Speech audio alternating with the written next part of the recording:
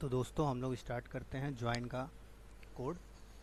Join करने के लिए हम लोग को इसको तो हटाना होगा, क्योंकि अब एक टेबल नहीं 2-3 टेबल हो गया है, डिपार्टमेंट और कंट्री। तो ज्वाइन कैसे करते थे हम लोग लिंक क्यू में, आपको याद होगा।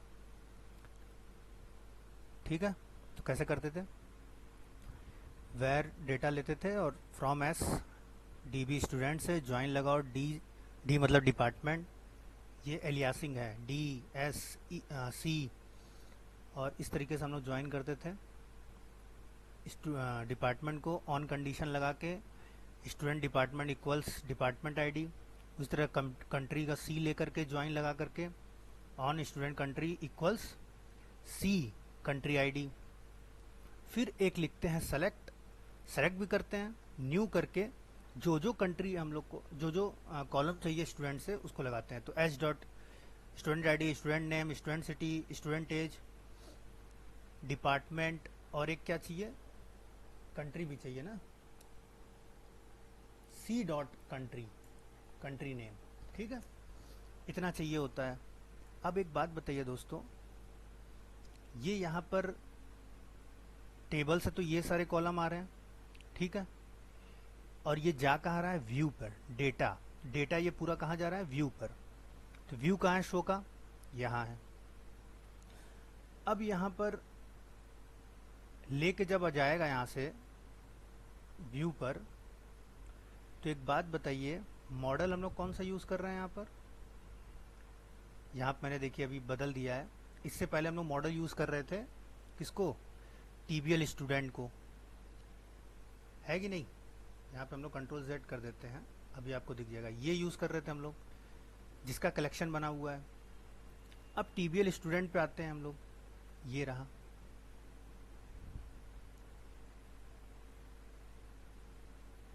ये रहा।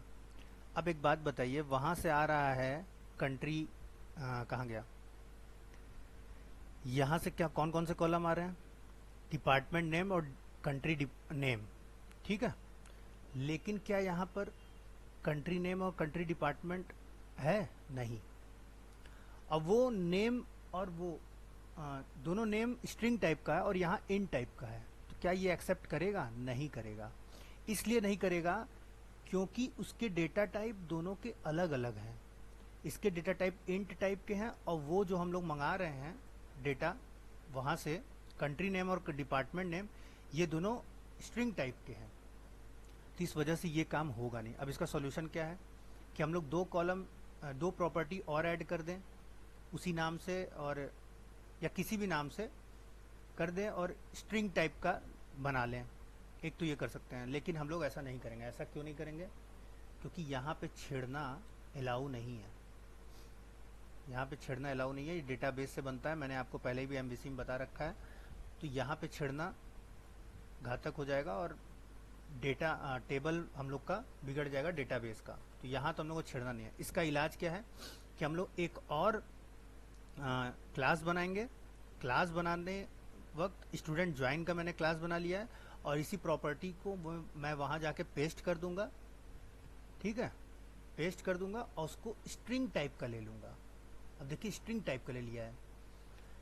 ठीक है, तो आप ये मत सोचिए कि ये इसलिए नहीं चलेगा क्योंकि यहाँ पे हम लोगों ने कंट्री नेम और डिपार्टमेंट नेम लिया है, तो वो वहाँ कैसे आ जाएगा, ऐसा मत सोचिए आप।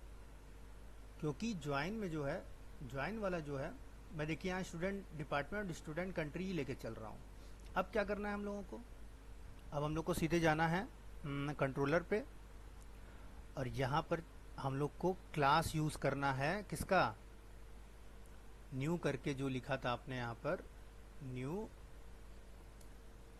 क्या हो जाएगा यहाँ पर, स्टूडेंट ज्वाइन, ज्वाइन नाम का हम लोग क्लास यूज़ करेंगे। ठीक है, और सारे प्रॉपर्टीज़ को पास कर देंगे। जैसे पहला है स्टूडेंट आईडी